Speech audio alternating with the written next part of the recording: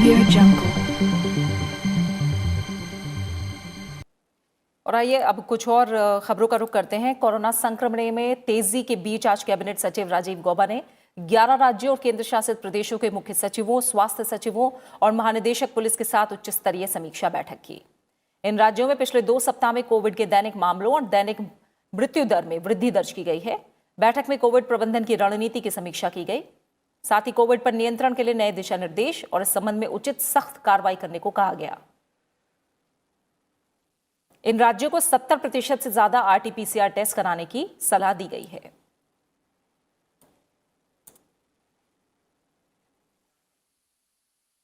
Corona संक्रमण के बढ़ते मामलों को देखते हुए महाराष्ट्र के पुणे में 7 दिनों के लिए आंशिक लॉकडाउन लगाया गया है। प्रशासन ने आज शाम 6 बजे से लेकर सुबह 6 बजे तक कर्फ्यू का ऐलान किया है। शहर में अगले 7 दिन तक धार्मिक स्थल, बार, रेस्टोरेंट और होटल बंद रहेंगे। बस सेवाओं को भी 7 दिनों तक बंद रखने का फैसला लिया गया है। इस दौरान सभी राजनीतिक और सामाजिक कार्यक्रम भी बंद रहेंगे। हालांकि पहले से तय शादी समारोह में सिर्फ 50 लोग ही शामिल हो सकते हैं, जबकि अंतिम संस्कार में 20 लोगों के शामिल होने की अनुमति होगी। 7 दिन बाद हालात का जायजा लेकर आगे फैसला लिया जाएगा। यहां 30 अप्रैल तक सभी स्कूल और कॉलेज बंद रहेंगे।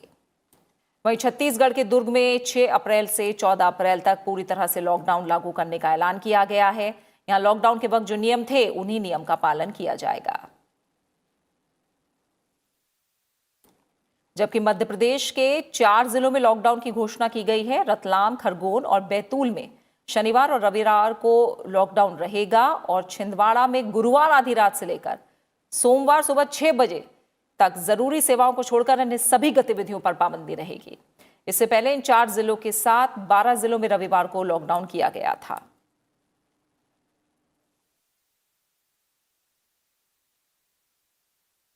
देश में कोविड से स्वस्थ होने की दर कम होकर अब ज्यादा हो गई है और 93.68% पर यह आ गई है। स्वास्थ्य मंत्रालय के मुताबिक गुरुवार को कुल 81,446 से ज्यादा नए सक्रिय मामले आए, जबकि 50,000 से अधिक रोगी स्वस्थ हुए। इसके साथ ही स्वस्थ होने वालों की संख्या बढ़कर 1,15,25,000 हो गई है। इस समय देश में 6,14,000 से अधिक सक्रिय मामले हैं, जो कुल संक्रमित लोगों की संख्या का 5% है। देश के 8 राज्यों में 81.25% नए मामले सामने आए हैं। महाराष्ट्र में हर दिन दर्ज किए जाने वाले नए मामलों की संख्या सबसे अधिक 43,183 है। इसके बाद छत्तीसगढ़ में 4,617 और कर्नाटक में 4,234 नए मामले सामने आए हैं। वहीं देश में अब तक 6,87,00,000 से ज्यादा लोगों को कोविड के टीके लगाए जा चुके हैं। कोविड टीकाकरण अभियान के 76वें दिन रिकॉर्ड 36,71,000 से ज्यादा लोगों को टीका लगाया गया, जो एक दिन में सर्वाधिक टीकाकरण है। स्वास्थ्य मंत्रालय के मुताबिक अब तक 3,17,00,000 से ज्यादा वरिष्ठ नागरिकों और 97,83,000 से ज्यादा कोमॉर्बिडिटी से ग्रस्त 45 साल से ज्यादा उम्र के लोगों को वैक्सीन की पहली खुराक दी जा चुकी है। वहीं 2,18,000 से ज्यादा वरिष्ठ नागरिकों और करीब 39,000 कोमॉर्बिडिटी से ग्रस्त लोगों को वैक्सीन की दूसरी खुराक दी जा चुकी है।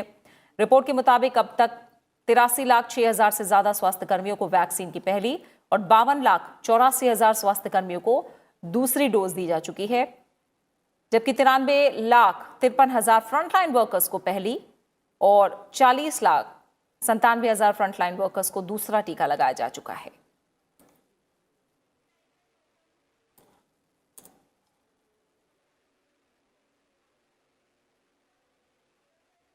और देश भर में 45 साल से अधिक उम्र के सभी लोगों को कल से टीका लगाने का काम शुरू हो चुका है। टीकाकरण के विस्तार की दिशा में केंद्र ने सरकारी और प्राइवेट दोनों कोविड टीकाकरण केंद्रों को इस महीने सप्ताह के सभी दिन खुला रखने का फैसला किया है। वहीं भारत में कोविड-19 वैक्सीन का उत्पादन मूल रूप से घरेलू इस्तेमाल के लिए किया जा रहा है, लेकिन सरकार ने इसके निर्यात पर भी किसी तरह की रोक नहीं लगाई है। विदेश मंत्रालय के प्रवक्ता अरिंदम बागची ने आज कहा कि भारत दुनिया का वो देश है जिसने घरेलू जरूरतों को पूरा करते हुए 80 से ज्यादा देशों को वैक्सीन की आपूर्ति की है। अब तक भारत ने वैक्सीन की 6,44,00,000 डोज दुनिया के कई देशों को दी हैं। इसके अलावा भारत में अन्य देशों के दूतावासों में काम कर रहे 45 साल से अधिक उम्र के सभी लोगों का वैक्सीनेशन करने की भी पेशकश की गई है। और कुछ और अहम खबरें। विदेश मंत्रालय ने म्यांमार में लोकतंत्र की बहाली की पुरजोर वकालत की है और लोकतंत्र के लिए चल रहे आंदोलन के खिलाफ हो रही हिंसा की निंदा की है। विदेश मंत्रालय के प्रवक्ता अरिंदम बागची ने आज संवाददाताओं के सवाल के जवाब में ये बात कही। उन्होंने बताया कि भारत इस मामले में संयुक्त राष्ट्र सुरक्षा परिषद सहित अन्य कई तरीकों से मध्यस्थों की मदद से प्रयास कर रहा है। We condemn any use of violence. We believe that the rule of law should be prevailed. We stand for the restoration of democracy in Myanmar. We have urged the release of political prisoners and supported any attempts at resolving the current situation, including through the efforts of ASEAN. We remain engaged on this issue with our international interlocutors and at the United Nations Security Council in an effort to play a balanced and constructive role. वहीं विदेश मंत्रालय ने चीन को पूर्वी लद्दाख से सेना की वापसी की सलाह दी है। विदेश मंत्रालय के प्रवक्ता अरिंदम बागची ने इस बारे में पूछे गए एक सवाल के जवाब में कहा कि पूर्वी लद्दाख से चीन के सैनिकों की वापसी का काम जितना जल्द होगा उतना ही ये दोनों देशों के हित में होगा। उन्होंने कहा कि भारत और चीन के बीच सामान्य रिश्तों की बहाली के लिए आवश्यक है। हालांकि इस मसले पर भारत और चीन के बीच कई दौर की बातचीत हो चुकी है और कुछ इलाकों में स्थितियां सामान्य भी हो गई हैं। A prolongation of the situation in neither side's interest. We therefore hope that the Chinese side will work with us to ensure that the disengagement in the remaining areas is completed at the earliest. This would allow both sides to consider de-escalation of forces in eastern Ladakh, as that alone will lead to restoration of peace and tranquility and provide conditions for progress of our overall bilateral relationship. और जम्मू कश्मीर के पुलवामा में सुरक्षा बलों ने 3 आतंकियों को ढेर कर दिया। मुठभेड़ पुलवामा के काकापोरा इलाके में हुई और सभी आतंकी स्थानीय थे और 3 मंजिला इमारत में छिपे थे। इससे पहले सुरक्षा बलों और आतंकियों के बीच काफी देर तक मुठभेड़ चली। सुरक्षा बलों ने विस्फोट करके बिल्डिंग को उड़ा दिया। सुरक्षा कर्मियों ने मुठभेड़ स्थल से हथियार और गोला बारूद भी बरामद किया है।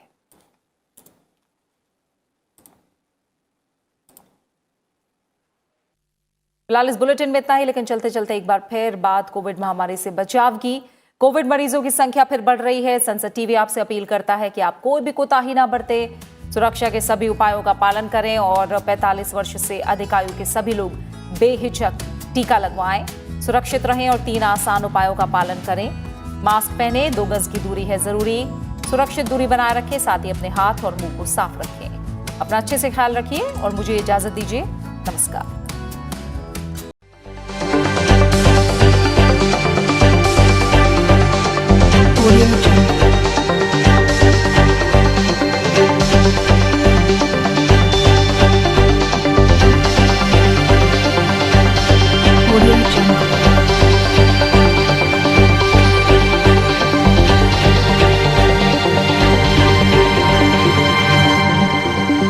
Audio Jungle.